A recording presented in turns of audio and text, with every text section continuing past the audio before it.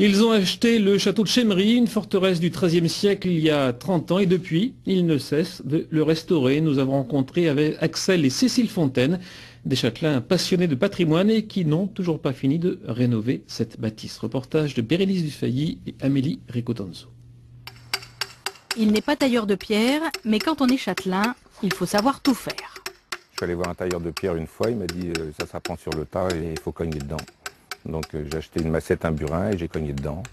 Et maintenant on arrive à faire ça, par exemple, des appuis de fenêtre comme ici. Ça s'appelle un boudin. Architecte de profession, Axel Fontaine a acheté le château de Chemery en 1981 à une star de la chanson, Alain Souchon. Et depuis 30 ans, il met toute son énergie à le restaurer. Axel Fontaine, qu'est-ce qui vous plaît tant dans ce château-là? Ma liberté. C'est-à-dire que je fais ce que je veux, j'organise comme je veux ma journée. J'estime que ma plus grande richesse, c'est d'être libre de ce que je fais. Entre féodalité et renaissance, la forteresse est exigeante. Et Axel Fontaine n'a qu'un credo, que sa restauration soit invisible. Ce que je restaure, il faut que ça ne se voit pas comme si c'était là depuis la nuit des temps, avec, disons, une copie de ce qui aurait été avant. Donc là, on est devant un colombage que j'ai refait. En bas, ce colombage n'existait pas. C'était un mur de maçonnerie. On a eu la preuve qu'il y avait un colombage avant. Et celui là-haut, également, il y avait un trou dans le toit, ce qui fait que toutes les pièces de bois étaient pourries. Donc ça, c'est entièrement neuf, refait avec des bois anciens. Et ça ne se voit pas.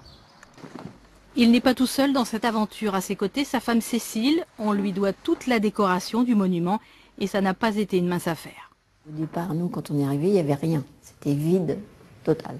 Il y avait quand même la belle cheminée, mais il n'y avait pas du tout de meubles. Alors on a meublé petit à petit. On a trouvé un beau lit à baldaquin, un piano qui restait dans une grange, donc on l'a mis là. Et puis petit à petit un canapé, des fauteuils. Donc maintenant ça devient très bien. Ils ne croyaient surtout pas que leur parcours fût tranquille. 30 années de restauration demandent une ténacité et une volonté farouche. Et il n'est toujours pas question de s'arrêter. Parce que j'ai décidé de vivre jusqu'à 140 ans. Donc il me reste encore 78 ans à vivre. Et j'espère bien en restaurer un autre. Parce que celui-là va être terminé un jour. Et pour moi, terminer, c'est mourir. Donc il ne faut pas que je le termine presque à la limite. Il faut que j'en commence un autre. La météo n'a pas que des conséquences sur le tourisme.